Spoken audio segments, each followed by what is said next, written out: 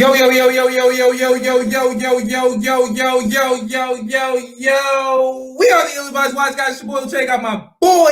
You easy for sheezy. It's way too easy. Happy Black History Month, easy.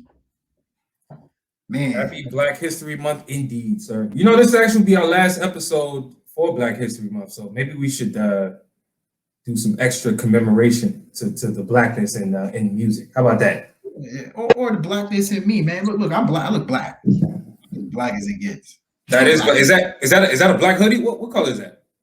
What color is that? This is blue. Blue and nah, I don't fucking know, man. I'm colorblind, bro. Anyway, this is episode 94. 94. Shout out to everybody for tuning in. Shout out to everybody for tuning in. Shout out to everybody for tuning in. We really appreciate y'all, you know, especially the people who keep coming back every single episode.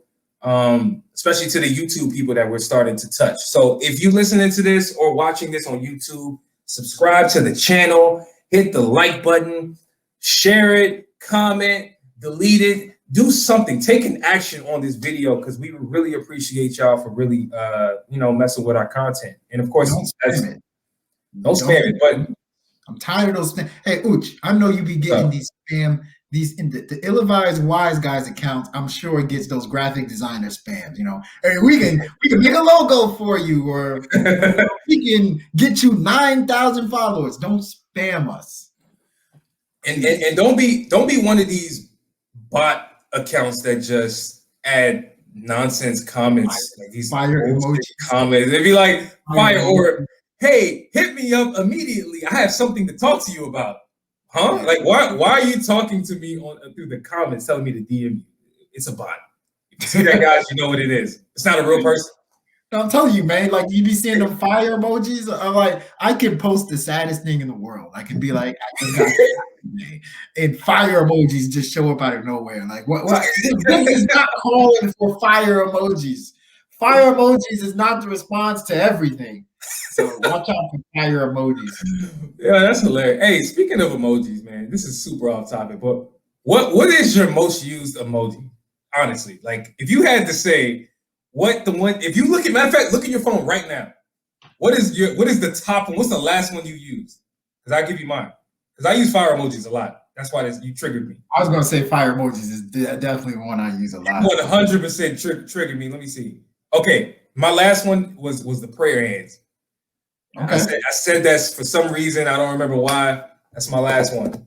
I know, especially considering that you are atheist. Not a prayer hands. That's surprising, bro. Atheist. Why are you putting that on my heart? That's not no Jesus piece. You know what? Look, let me come closer. This is a medallion that represents my love for the Lord.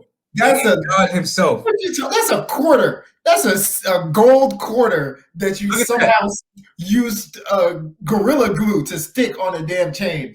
Look, man, you see the prayer hands. Stop messing with me, man. Listen, right. I'm covered by the blood. All right. I see it. I didn't say flesh of my flesh, blood of my blood. I said I'm covered by the blood. Okay, like the blood of Jesus. That's what I'm talking about. Okay, amen. Yeah, man. So what? So you said fire emojis was yours? Nah, my most recent one's a laugh. I laugh a lot. You know, y'all make me laugh a lot in the text messages. Stars. You know, ratings game music. Ratings game music. I use stars a lot. You know, when I'm trying to talk about music. So. And clapping, I guess. I clapped at something yesterday. So there you go. There you have it. That's actually a trend. People actually are telling people on social media to put their last 10 emojis out. And oh really? I haven't seen that. It's a trend. Is that what the kids are doing? Is that what the kids are doing on the TikTok? I saw it on Facebook. I don't know if that's the same, but there you go. Well, anyway, enough of our intro here, even though that was a little cool combo. Shall we jump into the topic, sir? I think so. Do that. Let's get straight to it, man. The people know why they're here. We're here to give it to the people. All right? And speaking of the people, and power to the people, I wanted to actually talk about Judas and the Black Messiah, the movie, the soundtrack, and just some of the overall thoughts that we have towards all of that stuff that dropped last week. So without further ado, Q, what did you think about the song, the soundtrack? What did you think about the movie? If you saw it, give me your thoughts, man. So I have not seen the movie yet, but it's definitely something that I'm interested in seeing, especially when it gets to TNT, especially when it gets to regular cable. I will be there 100%. But I did listen to the soundtrack, and I thought it's a great soundtrack. First and foremost, like some of the best projects that have been releasing these last 2 years have been soundtracks. Lion King with Beyonce was fantastic. Black Panther soundtrack was fantastic. Even the one that Future curated, I believe it was for Shaft or something like that. Superfly. Thank you. That was even fantastic. People are actually putting in a lot of effort to make soundtracks good. It's not just random stuff anymore. When it comes to this Black Judas soundtrack, it was very well structured. Every single song was powerful. And what I really liked that they did was they had a good mix of up-and-comers, trap rappers, boom bap rappers, legendary rappers, R&B singers, just like everything. And they all kind of shared the same type of chip on their shoulder when they were making their music.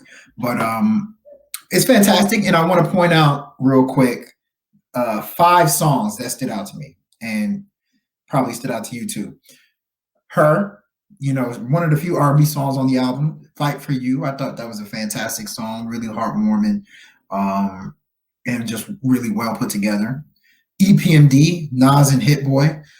When Nas and Hit Boy link up, they make hits. And EPMD is just one of those rugged Nas joints that he has that, he ain't really about the nice guy. He's more so just spitting bars, like just relentlessly. Really like that joint. ASAP Rocky put up a very good performance on what the hell? Rich Problems. He put up a really good performance on that. And then obviously Jay-Z and Nipsey Hussle, what they were able to do on What It Feels Like, I thought was fantastic. But my favorite song on the album is G Herbo, Revolutionary with Bump J. Both of those dudes went off on that song. The bars I felt, and yes, people are like better than Jay-Z and Nipsey Hussle song. Personally, yeah. And that Nipsey Hussle Jay-Z song was fantastic. But that song, G Herbo, Revolutionary, man. Remember, I always say when G Herbo spits with a purpose, he's nice. Maybe top 15, top 10 rappers in the game when he spits with a purpose. But that's my top 5 from Black Judas, and overall, I think the album's good. Yeah. That damn, yo. It's funny. You I don't know if I forgot about the G Herbo song, but I definitely feel where you're coming from with that song called Revolutionary, because it's funny, I actually heard that song last night and it hit me in that way. So I feel exactly where you're coming from.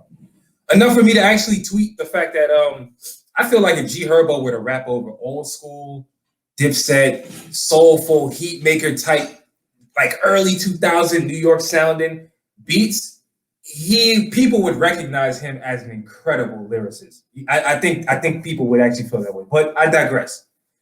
Look, man, I think that Judas and the Black Messiah was a great story, first and foremost, because, obviously for those of you guys who are actually familiar, the soundtrack was inspired by the movie, but the movie was inspired by real life events by Fred Hampton, who was the leader of the Chicago chapter of the Black Panthers. And I think he was also like the deputy Black Panther National Coalition member. I don't remember his full title, but what I do know is this man was only 21 years old when he was actually assassinated by the federal authorities. And I'm saying assassinated, not killed, because Jay-Z actually said that in his line. If you Yes, he did. which was news to me, but technically for those of you guys who are familiar with the story, it's probably not that that new of information. So I thought it was a great story, man. It told me a lot about the Black Panthers and some of the misconceptions that people have placed on the Black Panthers. I've heard people say the Black Panther Party is like the KKK. I've heard people say they're too militant. They're people that should have been stopped and dismantled like the government tried to do.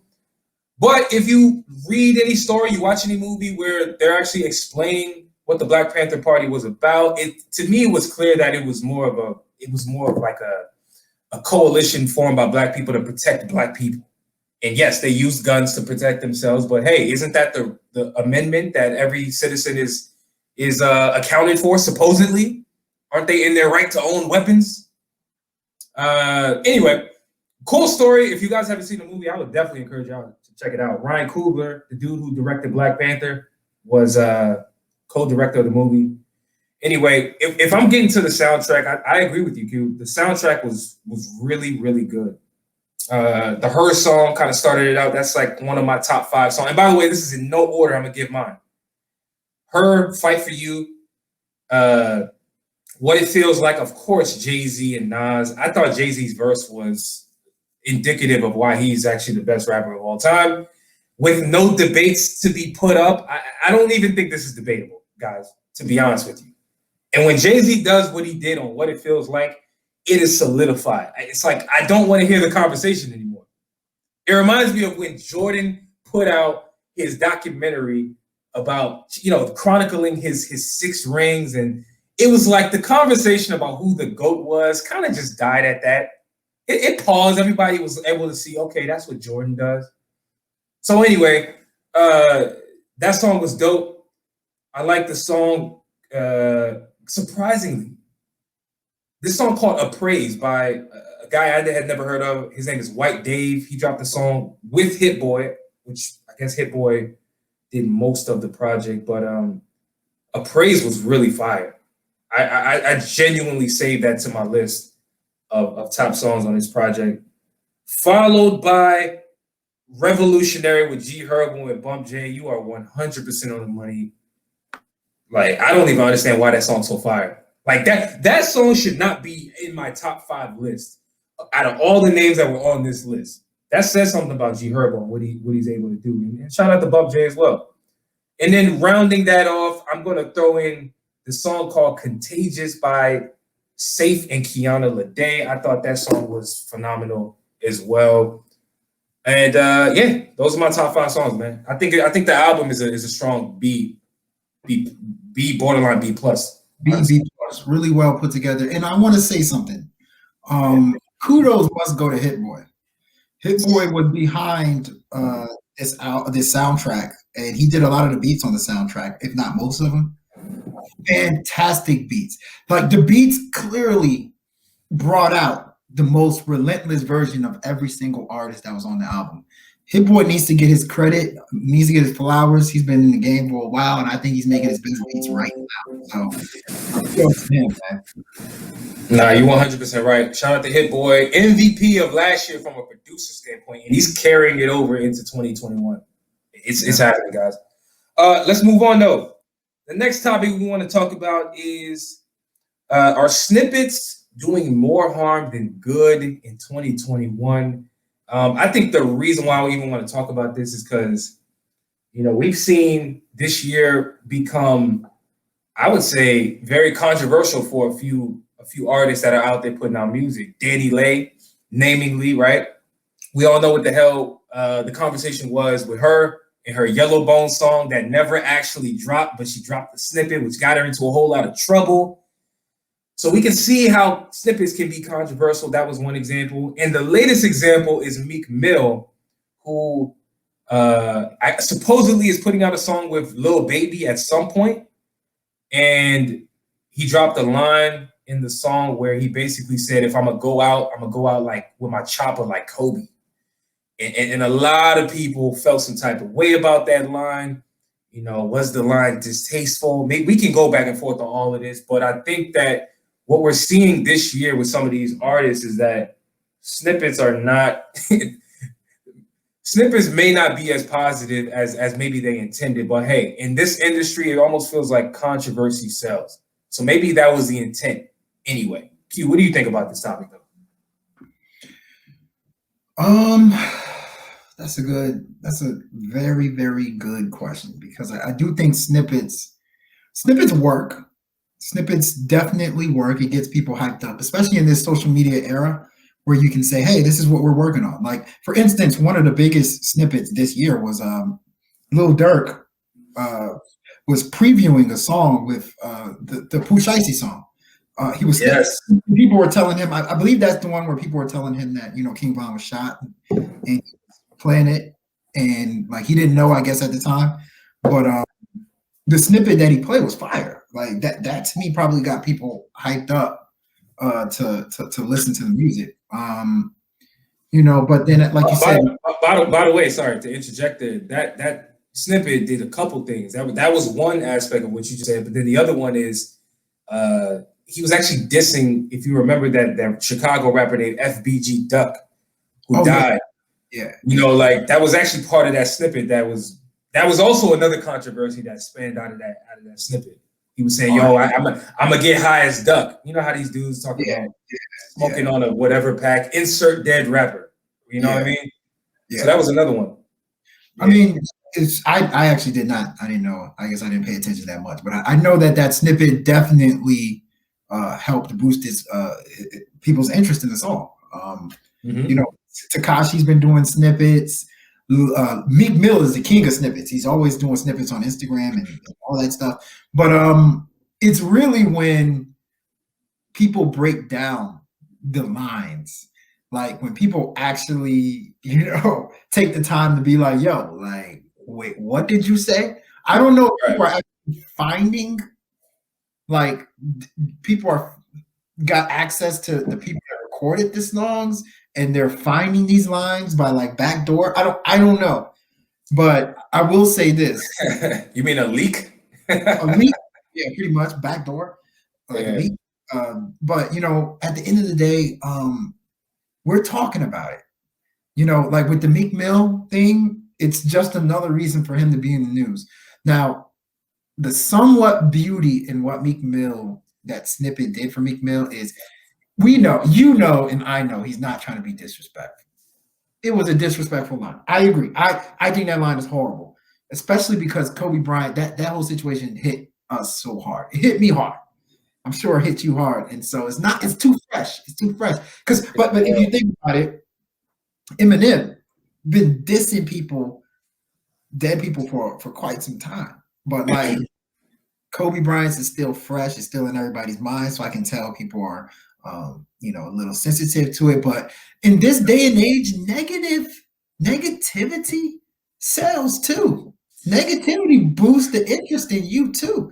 People are going to want to hear the song because of the negative connotation that it now gets. So, No, I think that's actually a good pivot. No, that's a good pivot. And I think that if you notice a lot of I wouldn't say the themes of what we talk about, but like we've seen situations where artists are trying to generate buzz. You know what I'm saying? Think about what Playboi Carti did for the last couple months before A Whole Lotta Red came out.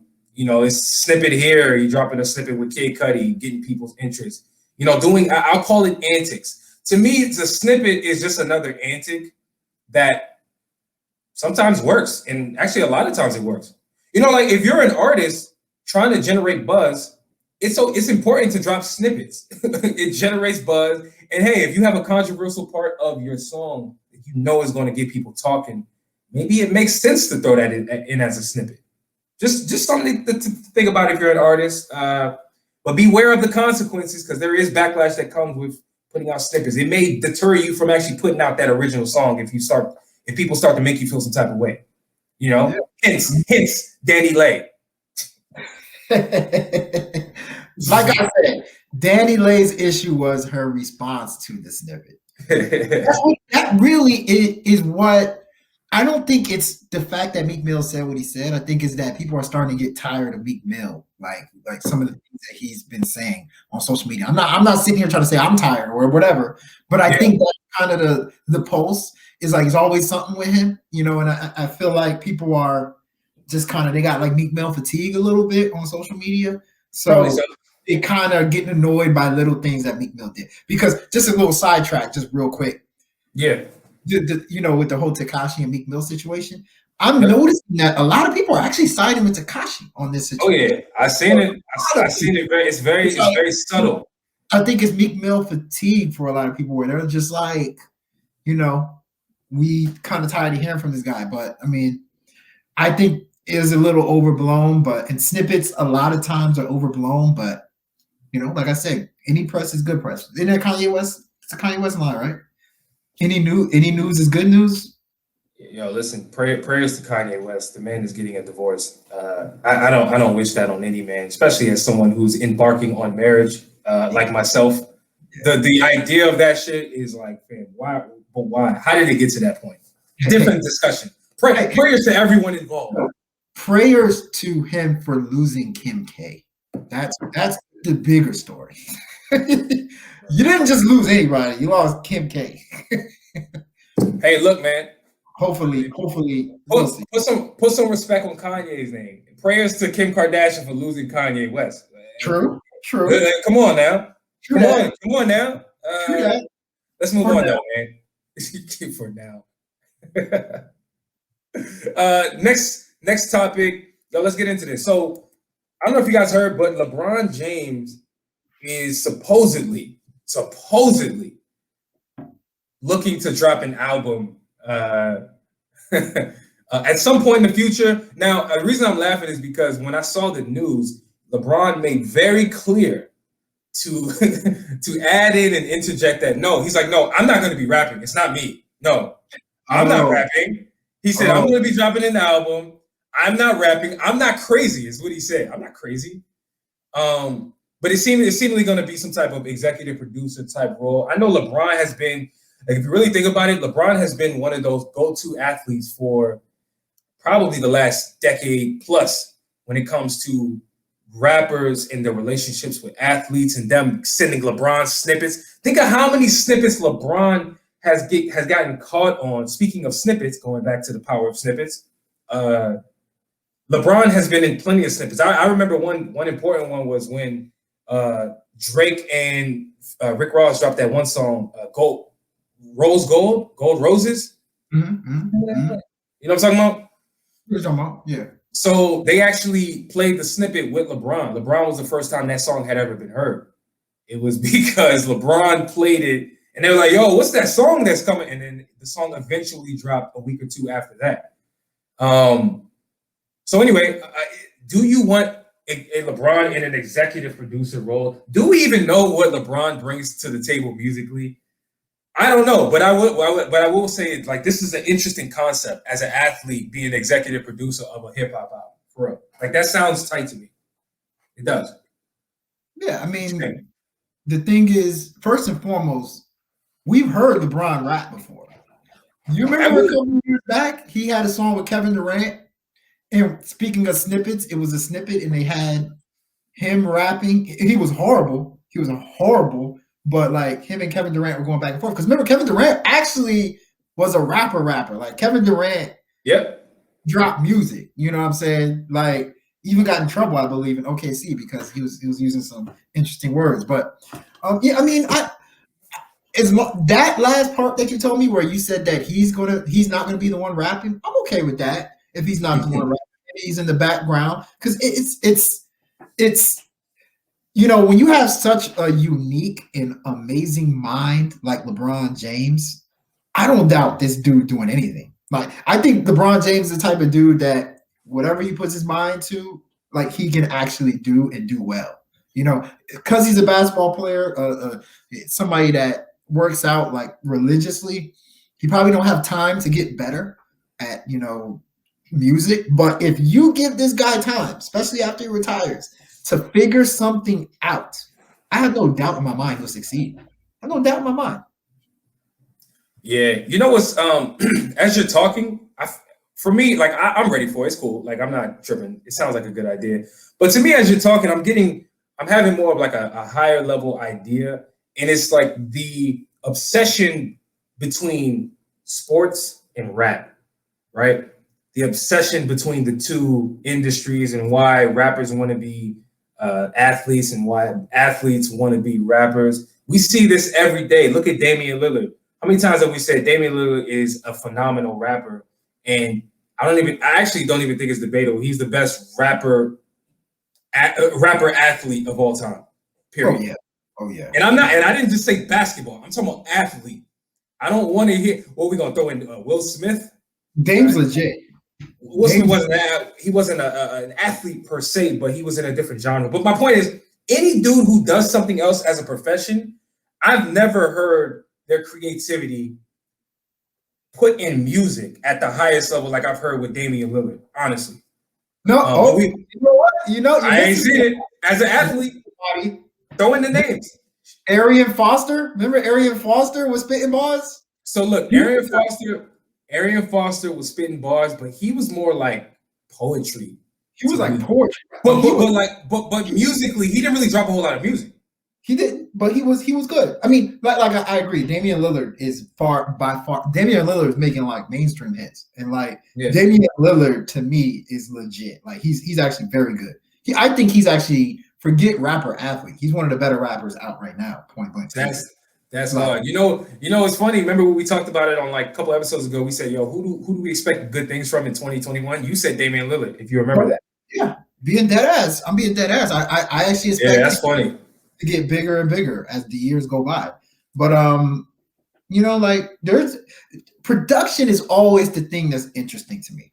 You know why? Because you really don't know who's behind some of these albums that are dropping or songs that are dropping. I remember back in the day, like Chris Webber. Chris Webber was involved in the making of some songs with like Method Man and Redman and stuff like that. Chris Webber, man. Yeah. You do sometimes you look at Kanye West, right? Kanye West, when he goes to his Wyoming ranch to make music, he has a whole bunch of different people there. I wouldn't be surprised if LeBron James came there one time and just sat back and watched as music was being made, or anybody. So those are good points. Those are definitely good points. Remember your boy Larry Sanders? Larry Sanders from VCU.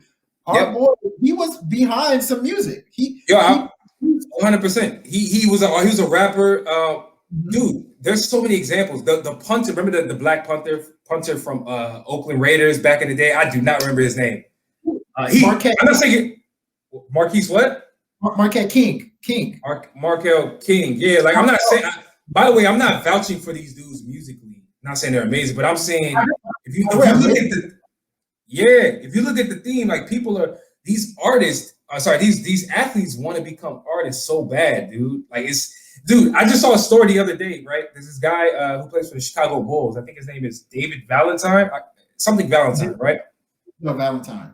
Yo, there was an article written on him that highlighted how he is trying to be a full-time rapper while also being a full-time Chicago Bull. I'm like, dude, the fact that this story is being written in 2021 kind of proves the points that we're making of how like these two worlds mesh and like they become synonymous. And I think people like Damian Lillard make it look easy. Like he going out there balling, hitting game winners, then he come out and drop a fire ass verse. Like, come on. Like what this applies to every single human being. What my dad, or I think it's my dad, or I said, I don't know, maybe I said it. You should have passion you should want to make what you like doing your career.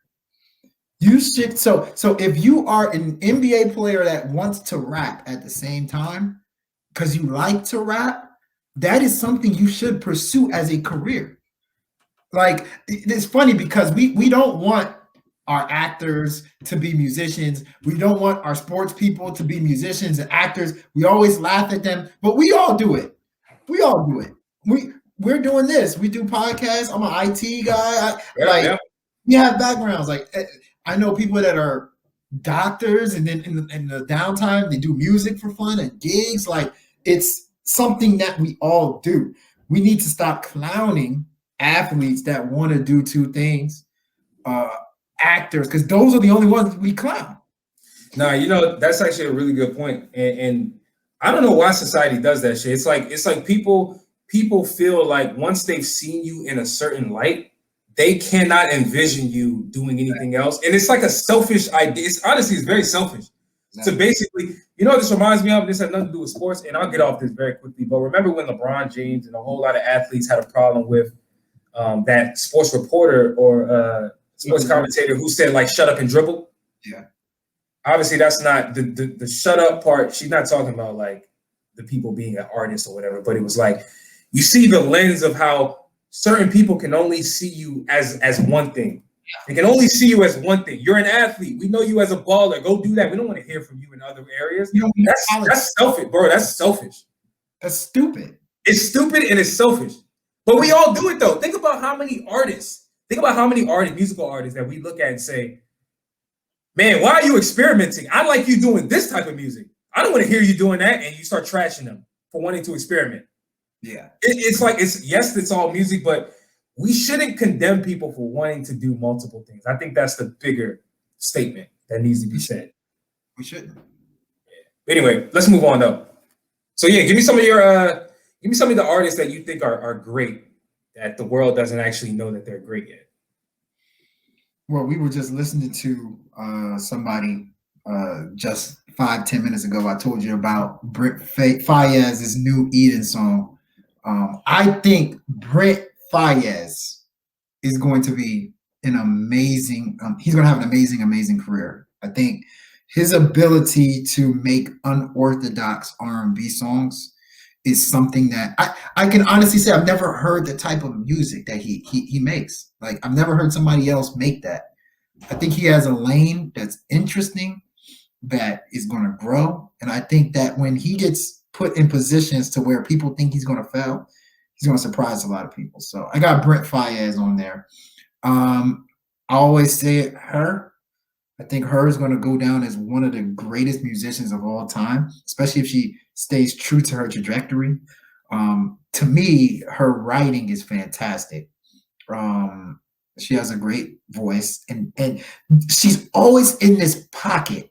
She's always in this pocket that is so far away from everybody else that, like, you can't help but notice how amazing she is. Somebody who I think is going to be great also is Lizzo. I know we go back and forth on this. We had a long ass conversation about that, but I know Lizzo hasn't been making a lot of music as of late. Even her first album that blew up had music from, like, I think 2019, 2018.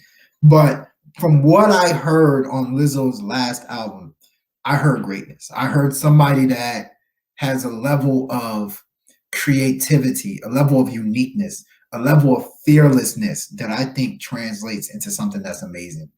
I'm going to throw some rappers in there, or throw a rapper in there. I don't think the next person I'm going to say, I don't think is necessarily at his potential right now, but I do think he will reach his potential eventually, and that's YBN Cordae. I can tell YBN Cordae wants to be great. From the moment I heard him spit bars on J. Cole's 1985 beat, I was like, there's something about this dude that, like, I can tell, like, he's striving for greatness. And then when you add on to the fact that he dropped the YBN from his name, I've heard stories that, like, his record labels don't want him necessarily working with certain people. I can tell that his look is something that was well thought out.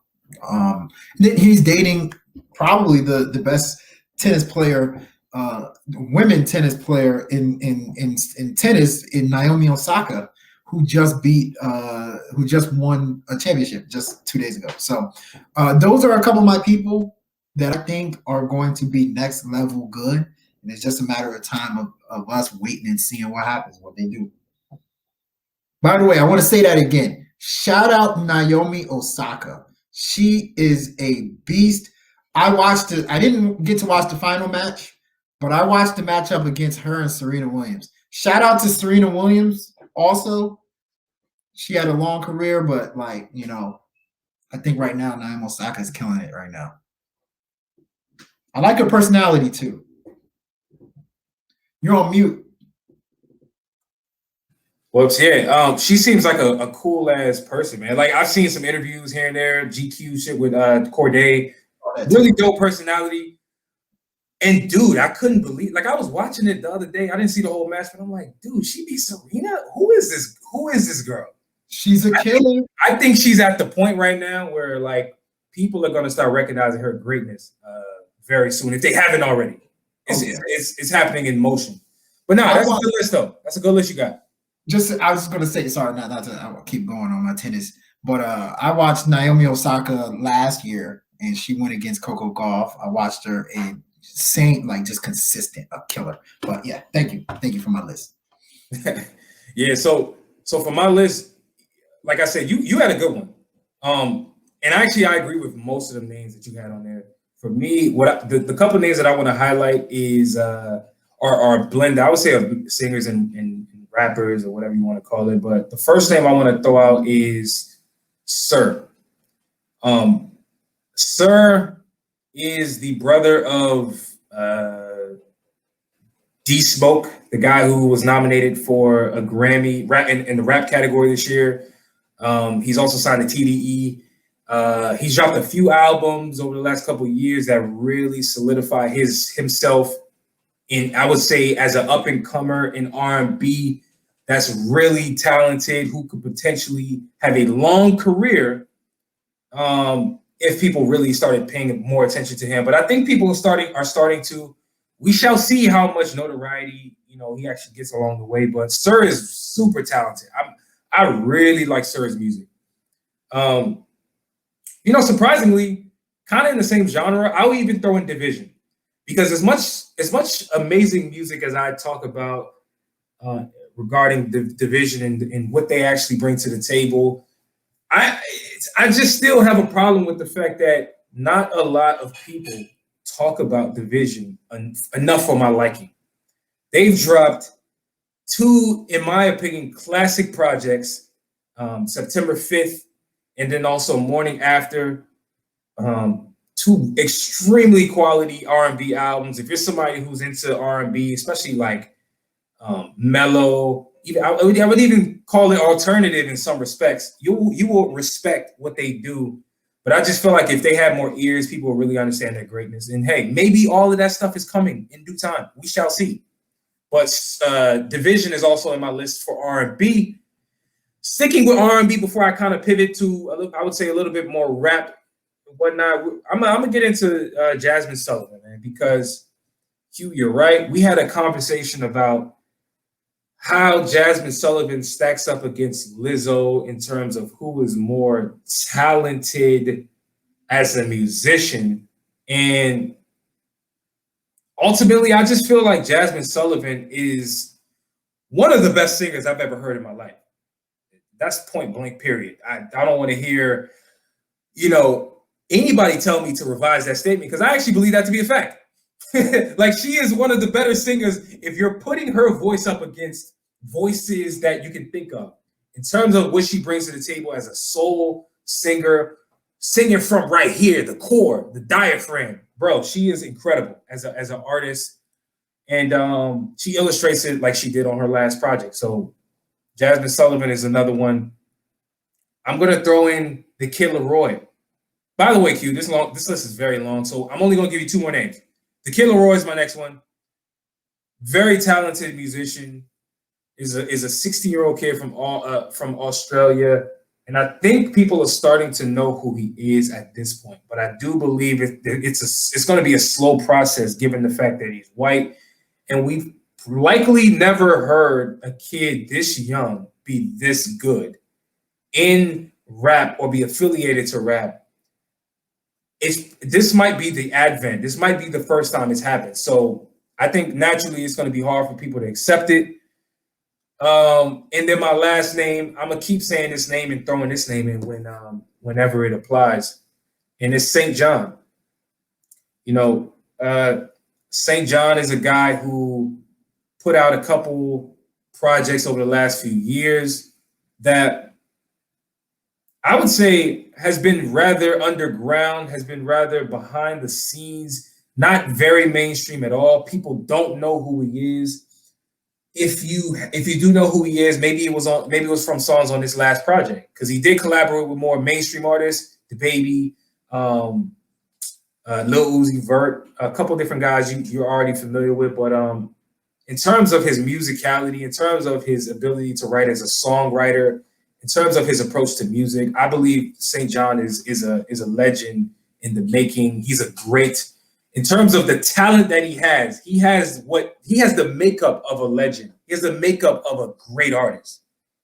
That's what I would say. Yeah, that's just a couple people on my list, man. I got a long ass list, by the way, because I can add about 5 to 10 people born. So to me, I want to say something and real quick about this. I'm going to disagree with St. John from this perspective. When I say greatness, I'm talking about the talent, the skill, but then it seems like they know the exact steps to get to greatness. Like to me, H.E.R is taking literally step, and every single step H.E.R takes has been right. Like even with YG, right? You know, the song that she had with YG. It was weird. It was like H.E.R and YG. That's kind of weird. That was a necessary step for her to reach a level of greatness. And then now she has to fight for you. It just seems like every single step she does is the right step. I'm going to say the same thing about YB and Cordae. I feel like he's literally taking the steps that is necessary to separate himself, number one, because he has a longer journey to go. He has to first separate himself from all the little whatevers, right? So he was able to separate himself there. Then he's had to get respect from his peers, like the Meek Mills of the world, J. Cole's of the world. He got that. Then now he's trying to make a hit with Roddy Ricch, which he did. It's like YB and Cordae. Now people are anticipating his second album because they're like, yo, if you play your cards right with this second album, you're out of there. To me, St. John has fantastic music, great music, but I don't think he took this. His steps are a little off with him trying to get to greatness. Like, I think personally, Roses is great. Roses remix is great, and that can make him a rock star. That can make him somebody that's really well known. But I don't think Roses was a step that he needed to take to reach greatness. You know what I mean? Look, I think I hear what you're saying. I think I understand what you're saying. But to me, St. John's great, amazing. No. I think I'm understanding the point, though. I think I'm understanding what you're saying. But I guess as a rebuttal, what I would say is, yeah, they have a different path. Because if you really think about it, the people you just named, Cordae and H.E.R, to me, they're more. I would call it mainstream from the standpoint of you can kind of see the trajectory and where they're trying to land. They're trying to land into this public figure that is like squeaky clean, you know, like think about how H.E.R is marketed. Think about how YB and Cordae is being marketed at this point. It's like, bro, he's dating Osaka. I don't know if that was on purpose, but bro, look at the ascension he's going towards. I think St. John he's too rugged of an artist. Like, I don't think he has a clean path to that destination that we're talking about. But it's so the journey is, to me, is going to be different. Like, I'm not evaluating both of those and saying just because he doesn't have a clean path that he can't get to that greatness that I believe he actually can get to. Here's the thing, though. There is a path for everyone.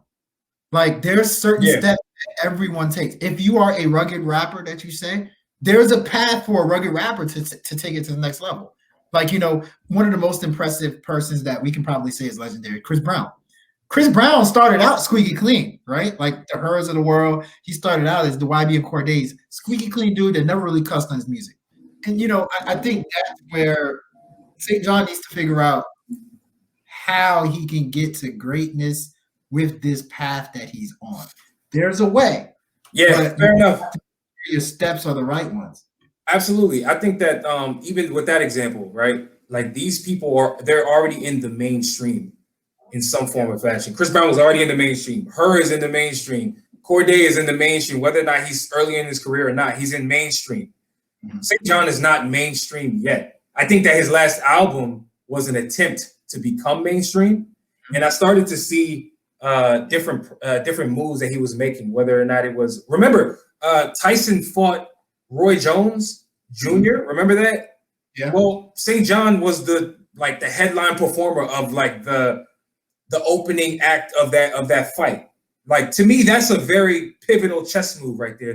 These are the type of looks that will allow you to go from here, and then you take that and you build and you go to the next level. You take that look and you build and you go to the next level. I think his grind is going to be very slow. If he does get to the mainstream, like I think he could, it's going to be very slow and non-traditional. Honestly, like very non-traditional. I don't think he can go on The View and start talking about how his life was so amazing. Like I believe Corday, when he drops a hit, you might see him on Ellen, bro. Dude, any rapper that makes his way on Ellen, you know that like, okay, they did the chess moves to get to that next level. Chance the Rapper's one. There's a lot of people who have taken steps to get on Ellen. Ellen is that platform that lets you know you are mainstream. That's true. That's true. Oh man. But you got anything else, man? Before we jump into some of these indie reviews. Two more people I want to point out real quick. Yeah, what's up? I think that has the potential to be great. Mulatto. You think she can be great? No, I don't agree with that. Mulatto. Not at all. Pay attention to Mulatto. Number 2, JID. JID. He's kind of along the lines where, like I told you about St. John, it is going to be an unorthodox journey to success. JID is going to have an unorthodox journey to success, and he's going to be there. I think he has what it takes to have a serious cult. JID is a good one, a really good name, and he actually was somebody I was thinking about listing. But nah, I'm not with you on the Mulatto one. I'm not with you on that. Like I like Mulatto, and I like her confidence. I like her swag. Let me not say great. Yeah, I'm not with that. She has an it factor to me. She has. Yeah, 100%. 100%. More so, not great. Like more so the it factor. I agree with that easily. Yeah. But yeah, man, let's jump into some of these indie reviews. And yeah, we'll resume there. So we're back with our your bi-weekly single reviews and album reviews. And today we got a pretty decent list for us, for y'all, rather. Us and y'all. I'm saving some on my leather.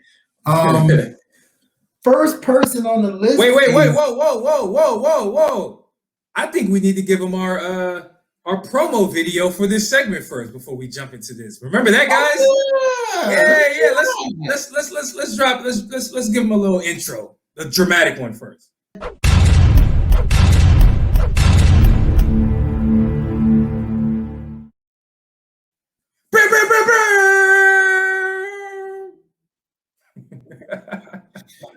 All right.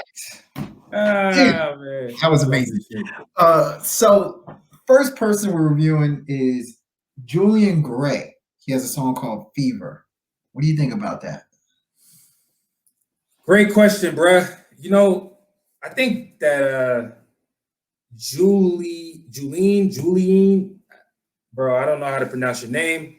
Julian Gray had a interesting attempt at making, I would say, a New York sounding, bouncy kind of song. It kind of reminds me of a song that A Boogie or Don Q, somebody in the High Bridge camp would make.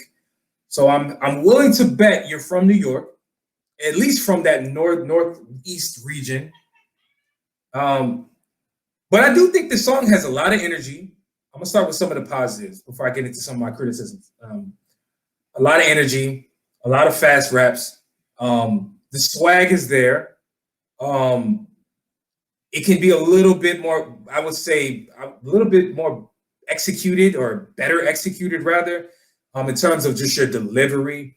It seems to kind of not really match the beat at all times. I think I understand what you were going with. Again, the song is very bouncy.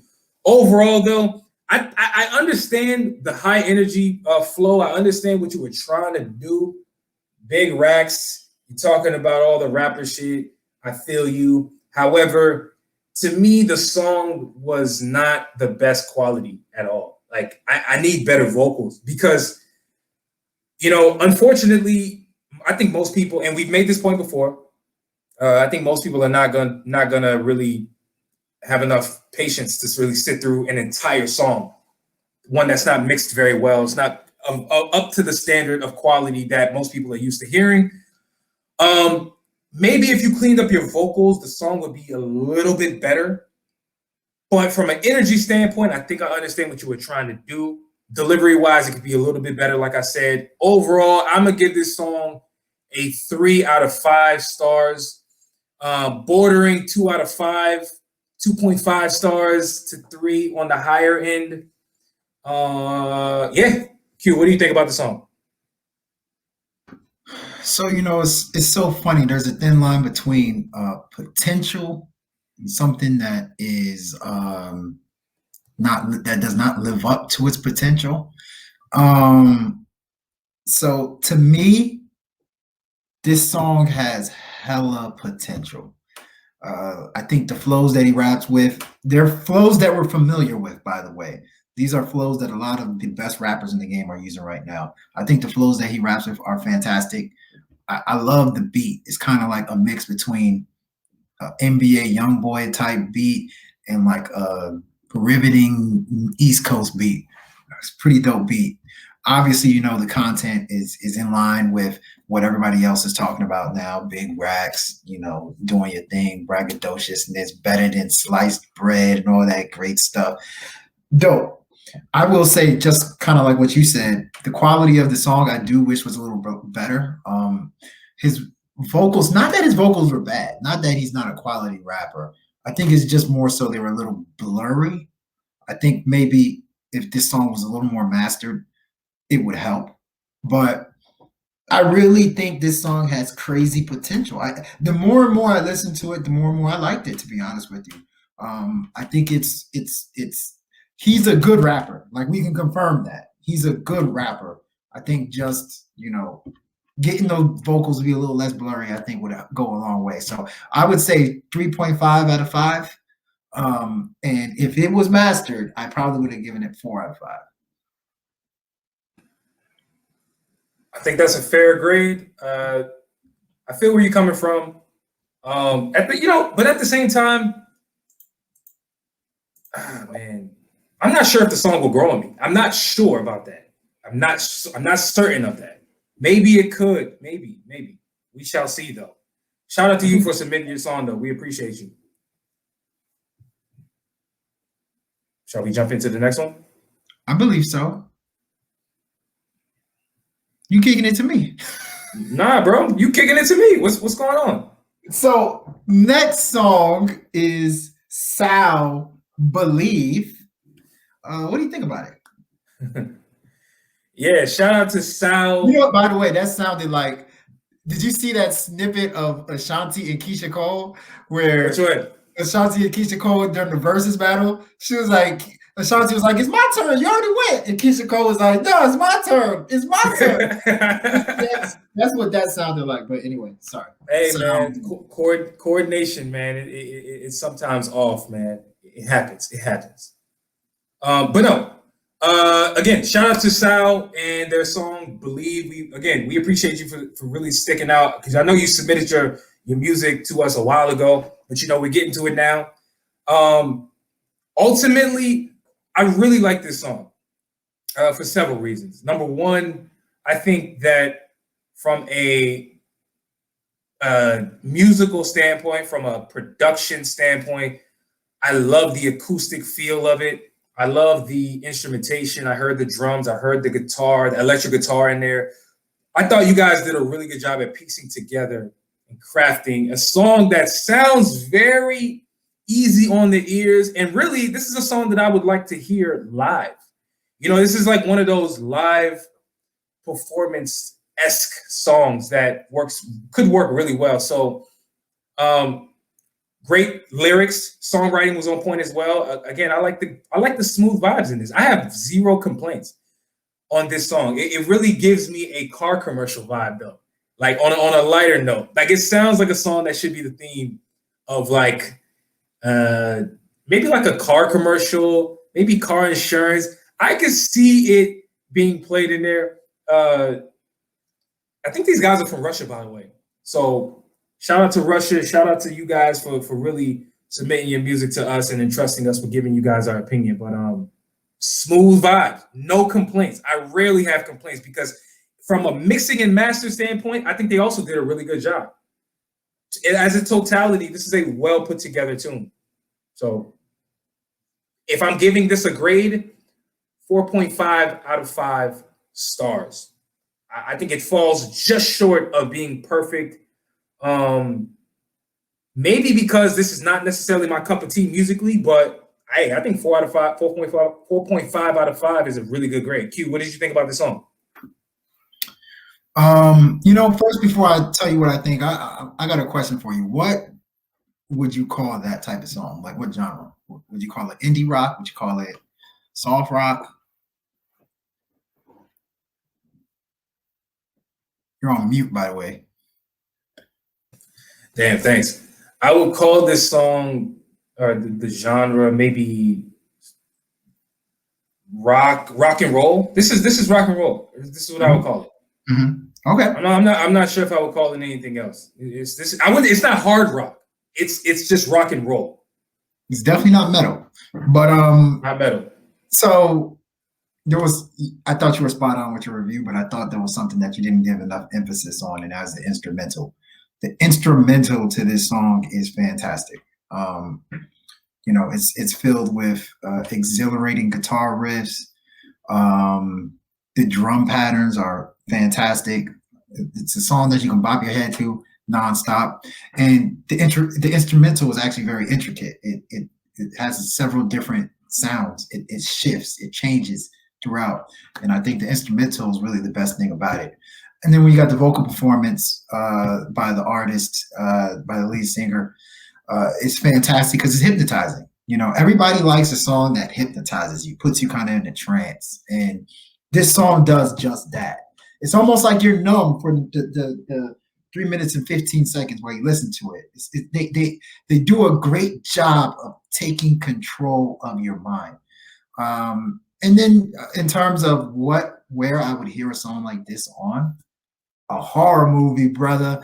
Like, I'm a horror movie connoisseur. Now, I know you're like, it's a soft song, it's easy on the ears. What do you mean by you'll hear it on a horror movie? This reminds me of the type of music that you would hear on an edgy horror movie during a scene where you're figuring out the goody two-shoe character is a badass that might slap people. But all in all, I think this is a really good song. I would say 4.5 out of 5. I think you can't say anything wrong about it. You just can't say anything wrong about it.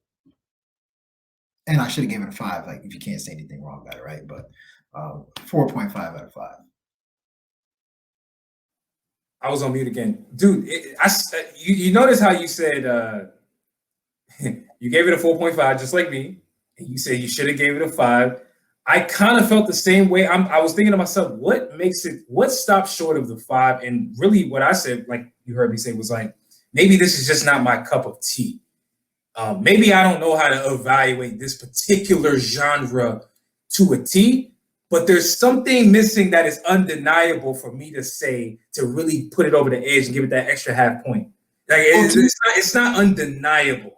To me, that is the makings of a 5. It has to be undeniably amazing. I would speak for myself on this. Yeah. The reason I wouldn't give it a 5 is because I don't think it pushes boundaries. I don't think it's like something that is so dynamic that you've never really heard before. It's the type of song that I've heard before, and it's really done well, but I wasn't blown away. But that's no knock on anybody, because there's only a few artists in the world that can blow me away. So that's just me. Maybe I'm a harsh grader. We grew up in a school system where a 91 was considered a B+, man. Like, that's facts. A hard ass FCPS. So maybe that's why I'm a hard grader. But with that being said, 4.5 is excellent. It's an excellent grade. Shout out to you guys for dropping off that song for us. We really enjoyed it. I would think that all of your music is on par with this. It does not seem like a fluke. But again, shout out to you for submitting your music. Let's move on to the next song, my brother. Which, by the way, is an artist by the name of BADDFXSH. He dropped a song called Good Morning. And Q, if you don't mind, I want to give my review first. You know, to me, I want to say something that really triggered me when I heard this song because, number one, I think it needs to be said. And secondly, I think it should be said. Ultimately, the production of this song is very gripping. That's what I'll say. When this song comes on, it really sets this schoolyard, high school, lovey-dovey type vibe where it's like a song that reminds on it belongs on good days, glory days, like what with old school shows. It sounds like a sitcom type vibe, if that makes sense. Now, with that being said, I actually really enjoy songs like that. I really enjoy sitcoms historically. And so the song, instrumental-wise, puts me in a very good place up until the point where BADDFXSH starts rapping. Now, I kind of see where he was going with this song because, you know, it gave me a very Macklemore type vibe. You know, thrift shop, this lackadaisical flow, really trying to sound like you're just talking and you're walking on this song. I see what he was going for. However, I just don't feel like the song lived up to what it could have been because the raps were just too elementary. But again, from a sound standpoint, I think that's what the production calls for. But I think I would have enjoyed a little bit more dynamicness when it comes to his rapping. So overall, from a concept standpoint, I like the direction of the song. From an execution standpoint, I think that's where the song is lacking. Verses are very flat. The hook is very flat. I got to give this song no more than 2 stars, 2 out of 5. I think if it was executed a little bit better, maybe I would actually have 0 problem giving this a 3, maybe even 3 out of 5. But because of the lack of execution, I got to knock it a bit. So 2 out of 5, that's what I'm going for. But again, production-wise, I really like the song. I really like what he was trying to do. Q, what do you think of this song? I have to vehemently disagree with you on this one. First and foremost, you know what this song reminds me of? It reminds me of Bruno Mars's The Lazy Song. Remember that song? Quirky. You know, Bruno Mars is not necessarily like showing off his vocal performance, like his best vocal performance on it. And then, you know, it's just a chill song. It's a relatable song. And I think there's a market for that. This is exactly what this is. It's not supposed to be killer bars. It's not supposed to be super well structured. I think this is a song that's just supposed to be quirky, fun, relatable, something that resonates with your everyday Joe, you know. And even the instrumental, like you said, it kind of reminds me of something that will be on Sesame Street, right? I really liked it because here's the thing, it resonated with me. I'm sure it will resonate with you. I know it did resonate with you, where it's just normal. It's for anybody. And so I actually think the song deserves a 4 out of 5. I actually think it's a really good song. Yes, I can acknowledge that he's not no Kendrick Lamar on there, but that's not what the point is. The point is to make you feel good.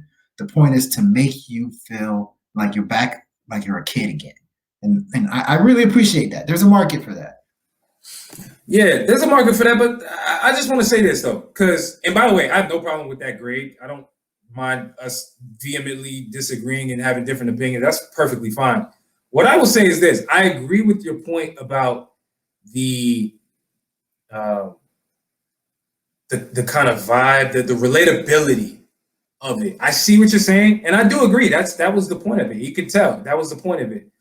But, and by the way, I'm also not looking for killer bars. So let me put that out there. Like, again, I understand what he was getting at, but there's something about his performance, albeit he was trying to go for that lackadaisical feel. I see that. There was something about that was not executed as good as it could have been for that beat. And that's kind of just where I'm at with it, you know?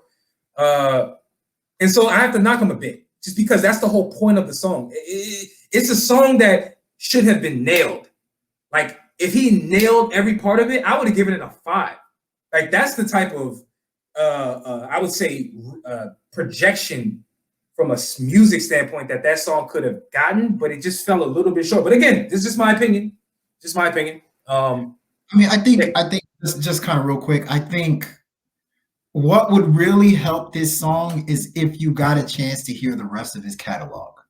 If you can understand what type of person, what type of rapper, what type of aim he was looking for, you would understand this song. It almost kind of reminds me of Chance the Rapper, right? Chance the Rapper makes songs that sound identical to this, that sounds very similar. But we know who Chance the Rapper is. We know that Chance the Rapper has a killer rapper side. We know that Chance the Rapper has a side where he can get really divine and all that stuff. So I think I have an inkling. That this is just one of the playful songs that BADDFXSH has, but he also has songs where he's spitting hard. And if that's the case, it's dope to have that little switch up, you know. So 100%. Well, you know, to be very fair, that is a fair point. Sometimes it does take hearing more of somebody's catalog, right? And he also told me that this is an intro to his project. So you know, again, like we talked about on the last episode with one of the other artists who submitted, I believe it was Kitten, if I'm not mistaken. That does change the perspective, the approach, the lens that I'm hearing / looking at a song with, when I know it's an intro, outro, or it's a filler song, or you made it with the intention of being a hit, right? There's a certain hat that needs to be put on. So with that in mind, I can definitely ease up and maybe give it about a 3. Honestly, now that I realize, because I did remember that it is an intro. For an intro, that's pretty good. That's pretty good. Especially if the album is geared towards a certain topic. Like, especially if the album is a concept album, if this is the intro to it, I'm interested to see like what else is on there. All right. Next song on our list is Kevin Dre, Need That. How you feel about that? Interesting spelling of Kevin, by the way. Yeah, I thought it was Kevan, Dre, Kevin, but I could see it. I've never seen it spelled like this before. Shout out to him. Shout out to you, Kevan Dre. You know, I think that this song is actually very enjoyable. It's fun. It's bouncy. It really, you know what he does that I really like on this song? He interjects fun and carefreeness, you know, and almost with an edge as well, because he's talking, from what I understand, he's talking to a girl about, or not even just talking to a girl, but he's talking about the fact that he wants this girl. You know what I'm saying? And I like the edginess. He's talking about like he took a girl to the bathroom stall, liquor, da-da-da-da-da. I can tell he has an accent. I believe he's from the Netherlands, if I'm not mistaken. So it's interesting to hear, you know, that accent over a song that I can see Tyga rapping over. Like, can't you imagine Tyga putting up a verse? And like, imagine Tyga coming in with the feature and you know, so where the roads go. I can see it. And we all know Tyga reaches for the charts with his songs. Like, they're all pop hits at this point in his career. So overall, I like the production. I actually like how he's rapping. I think that's because of because of his accent, it is a little hard to hear some words he's saying throughout it. But I can tell he's somebody who enjoys rapping. Let's just put it like that. I don't know. I've never heard another song from you.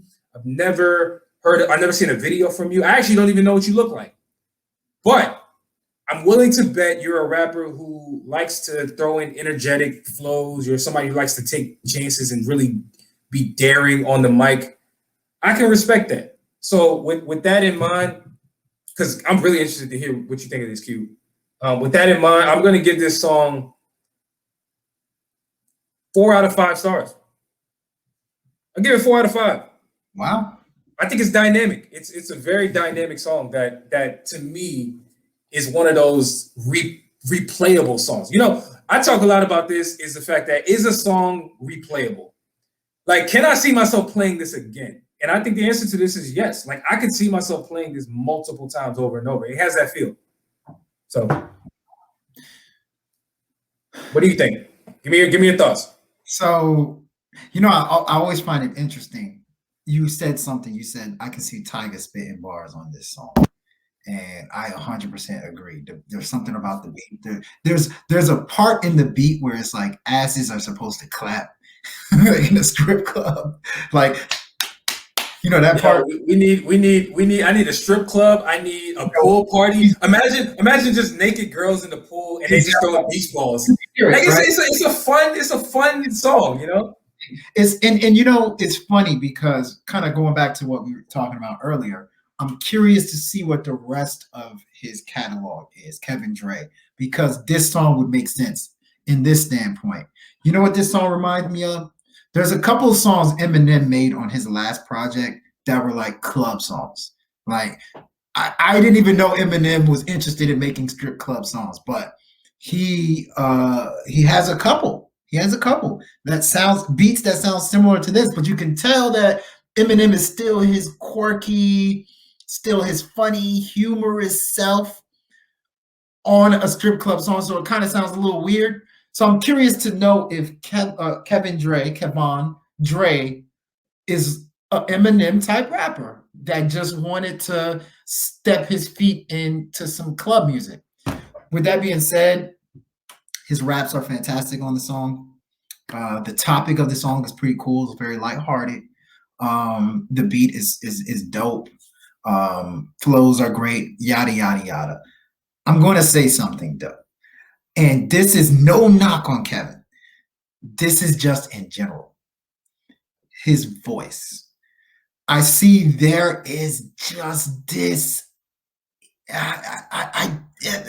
His voice is like kind of like pedestrian. It's kind of like maybe a swag I'm referring to, but it's more so his voice sounds like some like just your average Joe just rapping. Like, he doesn't have the aura, the swagger, the voice of a rapper in my opinion. It's not a bad thing because, like I said, you know, the goal a lot of times is to be relatable. But for people that are listening to this song, that will be one of their biggest takeaways. His voice doesn't necessarily sound like a rapper. It can be a good thing for some people. It can be a bad thing for some people. And so, with that being said, for me, I'm probably going to penalize him for that, and it's not his fault. It's not his fault. I'm going to penalize him for that, and I'm going to give this song about a 3.5 out of 5. Okay. Don't you hate that? By the way, I see. You know, good. A person did everything right. Right. And know how to rap, know how to make beats, know how to do everything, but then their voice just isn't there. Like, if the voice didn't resonate. Yeah, you know, dude. You know, as you said that, I felt that. I felt where you was coming from, and you know, I even though I gave the song 4 out of 5, that was something that was going through my mind the whole time. Like, I'll put it like this. I think he did just enough vocally, rapping. He did just enough to not mess up what this song ended up being. Okay, what I'm saying? Like what you're saying, I think is very valid. If it was better, if it was executed, if he just had more swag, the delivery was just better. This song has the potential to be 4.5, you know, has the potential to be that. But because of the lack of what you call aura, what you call that it factor on the mic, it's like the grade has to go down a bit. Has to go down a bit. Mic presence. It's like, it's tricky because in hip hop, mic presence doesn't necessarily mean, like, you can sound like you're trying too hard. You can sound like you're not trying enough. or you can sound like you just have it.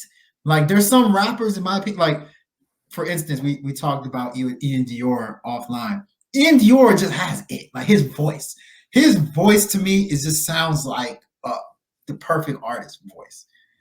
Logic, you know, J. Cole, Kendrick, yada yada yada. But you know, that's kind of something with all these indie reviews that we do. I want to point out sometimes the voice is just the thing that's missing, and I think in this case that's what it is. A good song though. Keep doing your thing. Good song for sure. Shout out to Kevan.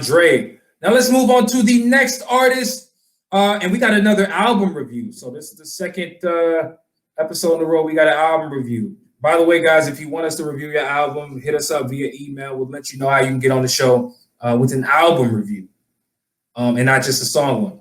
We got Geno Pacino with his new album, which I believe he dropped late last year, called Pacino Season 2. This is a brother from Chicago. He's somebody who, from what I understand, has been grinding for a minute. And yeah, man, let's talk about the album a little bit, Q. Overall thoughts before we, I guess, I'll give my deep dive first, but I would just want overall thoughts on just major takeaways, and then we can dive into, I would say, like the nitty gritty of the album. One of my first impressions. First impressions is there's a whole bunch of different sounds on this album. Like Geno Pacino clearly is a fan of rap and all kinds of raps, because you get it's the body of work is so sporadic. I wouldn't be surprised if the album was made like from 2017 to like 2021. Now, that's not necessarily a bad thing. I just think that that's something that's very noticeable. And I think that we've been spoiled with albums that sound consistent. You know, we're so used to albums having the same vibes, same feelings throughout, that sometimes I don't even know if I know how to act anymore when I hear an album that's that versatile. You know what I'm saying? It has that many different sounds. So yeah, it's one of those albums that you can literally, for the first time, an album, you can put it on shuffle. You just let it shuffle. Yo, I think that last point to me brought it home. So my first impressions to me is very similar to what you said in terms of the dynamicness, the variety of sounds that he really puts on this project. We got gospel songs, we got boom bap hip hop, we got new school hip hop, we got skits on here. We have not skits, interludes. We have different elements on this project to me that give I would say the listener a very all over the place listen. Like you said, you can put it on shuffle, and that might actually be a decent idea. But one thing that to me resonated with Geno Pacino in particular is his hunger, just the willingness, the spirit, the confidence, the unwavering, I would say, audacity. Shit, I can come up with a lot of synonyms on this, but like essentially his story. That was the thing that resonated the most with me. After listening to the project, I found out that he's a father. He has a son, if I'm not mistaken. And I know I just said he's a father, so I know he has a kid, but the point is I wasn't sure if it was a girl or not. So, hey, if I'm wrong for that, let me know for sure, whether you have a son or a daughter. But I can hear him saying on multiple records that, you know, he's here, he's trying to do it for his son. He's basically trying to create a legacy. It's respectable, bro, for real. So on that standpoint, again, shout out to you for submitting your music. Now let's get into the album itself. I think that to start the project with Chaos, by the way, the song called Chaos, it gave me this old school 1998 DMX flavor to it. I don't know why, it just gave me that. Decent intro though, decent. I think one thing I noticed is you understand, and I don't know if you have an executive producer, but to me, you guys have an ear for selecting placement within the body of work. That sounds like an intro. And as we move through the album, you have the next song, Moment of Praise, which, by the way, the guy singing on there named King Chaz did an amazing job singing. For real. I feel like I went to church listening to that song. And you know, another thing that I noticed though, and this is I don't know how true this is, but I feel like Chicago rappers have a lot of soul in them. Like, I don't know what it is about Chicago, but like, and by the way, I ain't talking about the drill rappers, because I could argue that they come across as soulless in a lot of respects. I'm talking about everybody who is not a drill rapper in Chicago, to me, has an element of soul. We're talking about Common, Lupe, Kanye, Chance the Rapper. The list goes on, to be quite honest with you. But some of my favorite songs are towards the top of this album. Tears of Joy to me is one of my favorite. You really was speaking your I feel like you were really putting out a PSA on that one. Thought that was a phenomenal job, honestly. Like I mentioned before, I like some of the interludes. So far sounds. I could tell you was performing on that. It seemed like you was really rocking the crowd. You had a lot of stage presence from just the vocals, I could tell. And then the other interludes, I noticed that you've been doing a lot of shopping around your music. You going to different radio stations, you're rapping for people. I respect the grind, bro, for real. That's the biggest thing. I can see the grind is there. I can see you want to be great. I can see you are very diverse in the type of music you make. I can tell you come from a different type of background musically, which kind of seems to allow you to make this type of music. But in terms of the things that I feel are lacking in this project, number one, cohesiveness. It's one thing to have a whole bunch of different sounds on the project, which can sometimes be a good thing. But I feel like when you are introducing yourself to a lot of people, having a whole bunch of sounds can sometimes be an issue for the listener. I don't feel like you did enough throughout a string of songs for me to really get a grasp for who you are. I'm not sure if the people are going to really feel everything that you're saying because the sound is so diverse.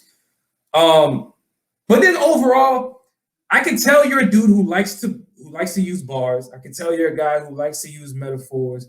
But there's sometimes throughout this project that I just feel like your flow is a little bit all over the place.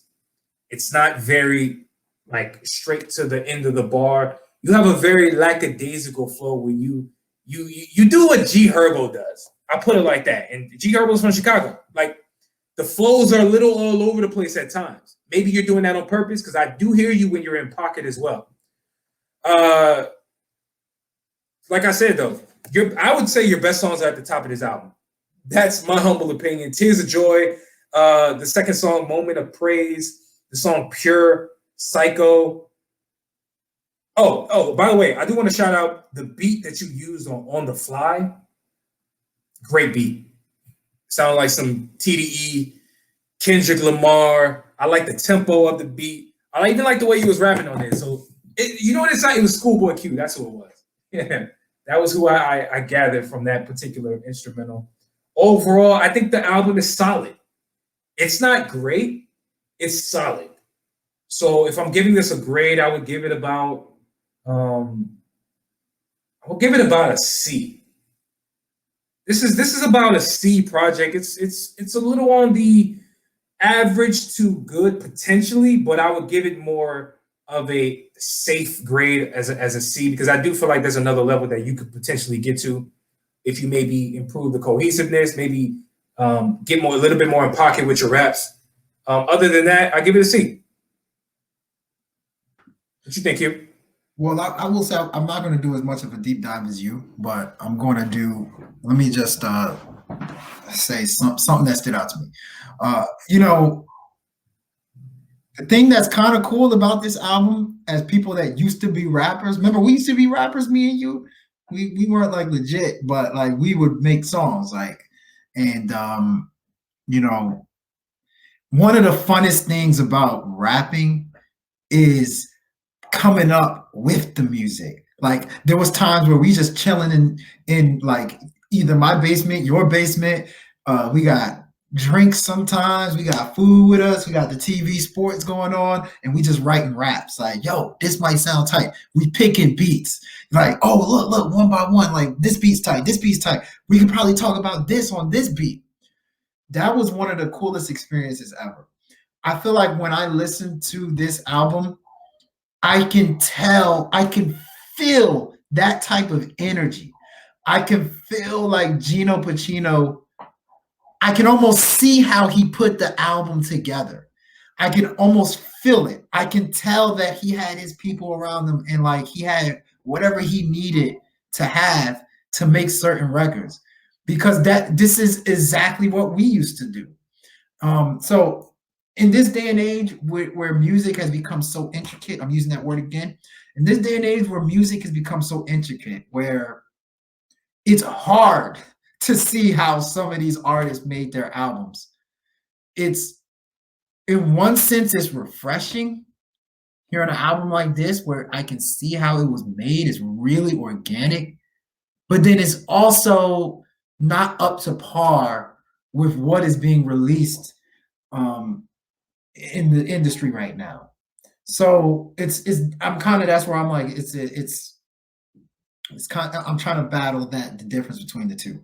But other than that, I mean, I think he's a great rapper. You made a really good point.